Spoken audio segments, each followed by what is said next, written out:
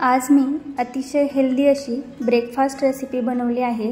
ती म्हणजे इडली आणि सोबतच खाण्यासाठी सांबर सुद्धा बनवलेलं आहे। या ठिकाणी तुम्ही पाहू शकता इडल्या मस्त जाळीदार आणि मऊ लुसलुशीत तयार झालेल्या आहेत। इडलीसाठी लागणारं एकदम परफेक्ट बॅटर आणि सांबर एकदम वेगळ्या पद्धतीने मी आज या ठिकाणी बनवलेला आहे। त्यासाठी हा व्हिडिओ शेवटपर्यंत नक्की पहा। टाइम वाया न घालवता आपण लगेचच रेसिपी बनवायला सुरुवात करूयात। इडलीसाठी सगळ्यात आधी आपल्याला बॅटर तयार करायचं आहे। या ठिकाणी मी इडलीचा तांदूळ घेतलेला आहे। तुम्ही कुठलाही तांदूळ वापरू शकता, अगदी रेशनचा सुद्धा तांदूळ तुम्ही या ठिकाणी वापरू शकता। 3 कप भरून तांदूळ घ्यायचा आहे आणि 3 कप तांदळासाठी 1 कप भरून मी उडदाची डाळ घेतलेली आहे। एकदम परफेक्ट प्रमाण आहे हे 3:1।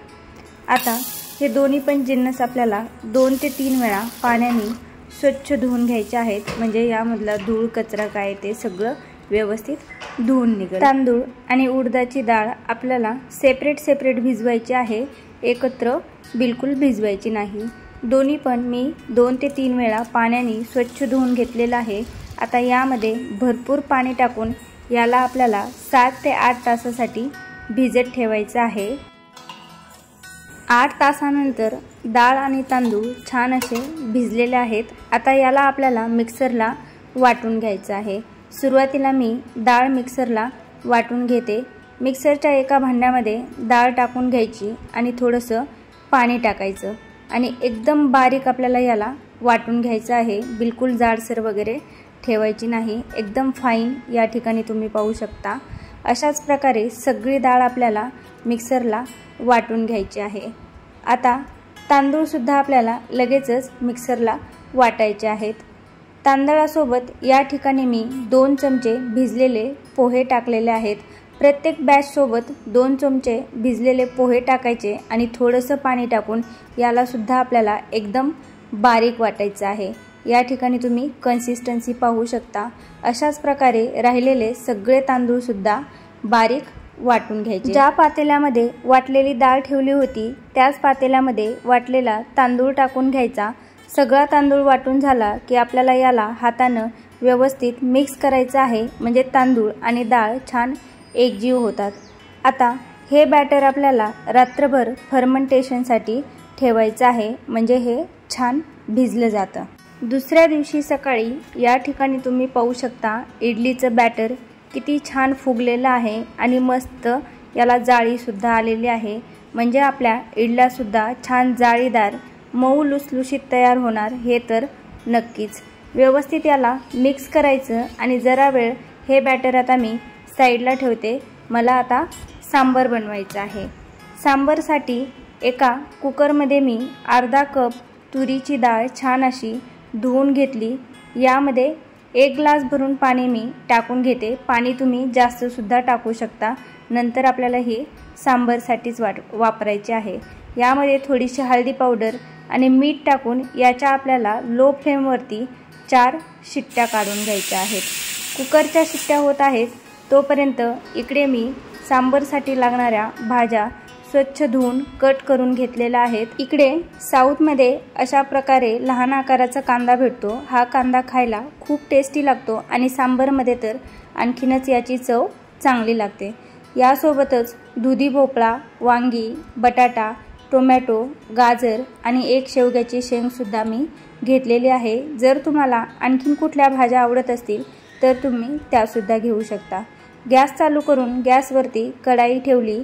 यामध्ये 2 चमचे तेल टाकून घेतलं, थोडीशी मोहरी टाकली। मोहरी छान तडतडली की लगेचच हिंग आणि 2 लाल सुक्या मिरच्या टाकल्या। आता लगेच कांदा टाकून घ्यायचा आणि हा कांदा आपल्याला थोडासा मऊ होईपर्यंत छान असा परतून घ्यायचा आहे, खूप जास्त सुद्धा परतायचा नाही। लगेच यामध्ये आता मी कढीपत्ता टाकून घेतला। कढीपत्ता टाकल्यानंतर याला थोडंसं आपल्याला परतायचं आणि आता लगेचच भाज्या टाकून घेते। सुरुवातीला बटाटा, दुधी भोपळा, शेवगा, गाजर आणि वांगी मी टाकून घेतली आणि सोबतच हळदी पावडर सुद्धा टाकायची आहे। व्यवस्थित याला मिक्स करायचं, परतायचं वगैरे नाही, फक्त व्यवस्थित मिक्स करून घ्यायचं आणि लगेचच यामध्ये आता मी बारीक कट करून घेतलेलं टोमॅटो सुद्धा टाकून घेते। चवीनुसार मीठ लगेच आपल्याला टाकून घ्यायचं आहे आणि मीठ टाकल्यामुळे टोमॅटो लवकर सॉफ्ट सुद्धा होतात। पुन्हा एकदा याला छान असं आपल्याला व्यवस्थित मिक्स करायचं आहे आणि यामध्ये मी आता थोडीशी लाल मिरची पावडर टाकून घेतली। यामुळे सांबरला खूप म्हणजे खूप छान कलर येतो आणि 2 मोठे चमचे सांबर मसाला टाकून घेतला।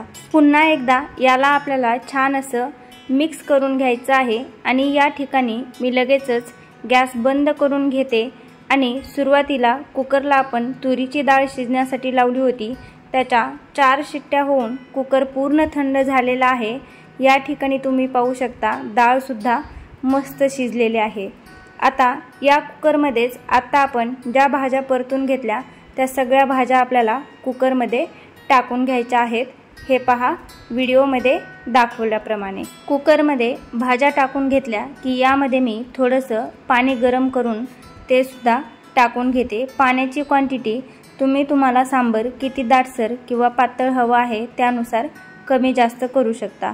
व्यवस्थित मिक्स करायचं आणि आपल्याला याची आणखी एक शिट्टी काढून घ्यायची आहे।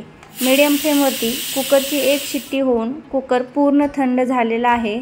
आता यामध्ये जी शेवग्याची शेंग आणि लाल सुकी मिरची आपण टाकून घेतली होती ती आपल्याला एका ताटामध्ये काढून घ्यायची आहे। जरा वेळ याला साईडला ठेवायचं आणि आता एका विस्करच्या मदतीने याला आपल्याला छान असं ढवळून घ्यायचं आहे। असं केल्यामुळे सगळ्या भाज्या बारीक होतात आणि त्या खाताना दाताखाली येत नाहीत। फक्त शेवग्याची शेंग बाहेर काढून ठेवायची।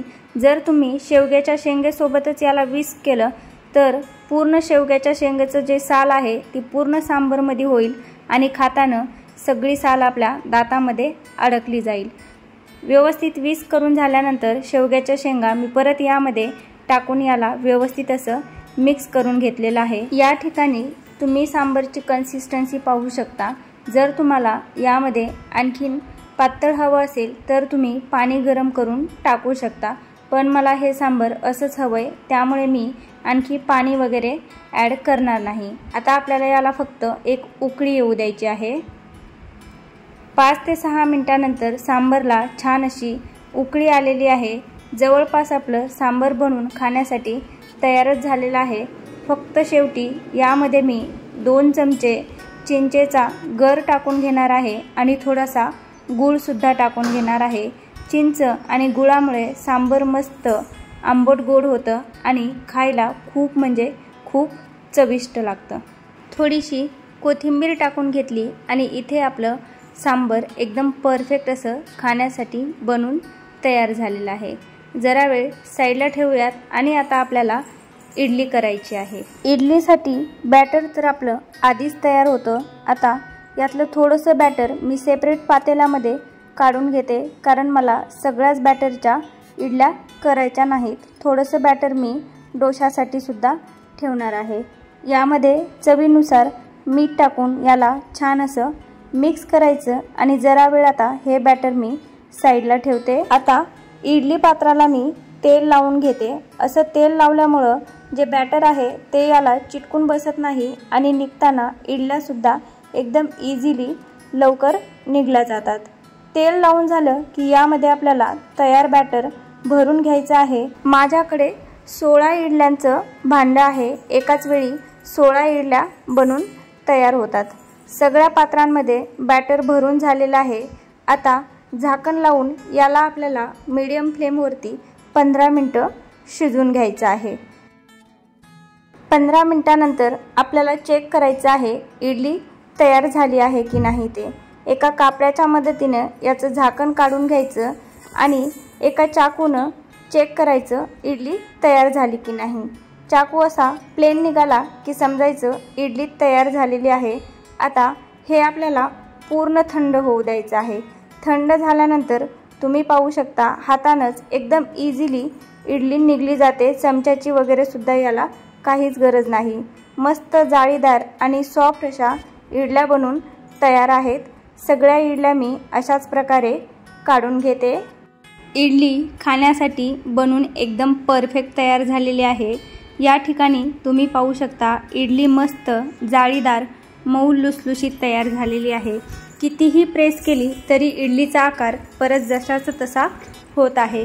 तर तुम्ही सुद्धा एकदा अशा प्रकारे इडली आणि सोबतच खाण्यासाठी सांबर सुद्धा नक्की ट्राय करून पहा। व्हिडिओ आवडला असेल तर व्हिडिओला लाईक करा, कमेंट करा आणि व्हिडिओ शेअर सुद्धा करायचा आहे। इडली तुम्हाला सांबर सोबत खायला आवडते का नारळाच्या चटणी सोबत खायला आवडते हे सुद्धा मला कमेंट करून नक्की कळवा। पुन्हा भेटूया अशाच एका नवीन रेसिपी सोबत। तोपर्यंत खात रहा, मस्त रहा। Bye bye, thank you.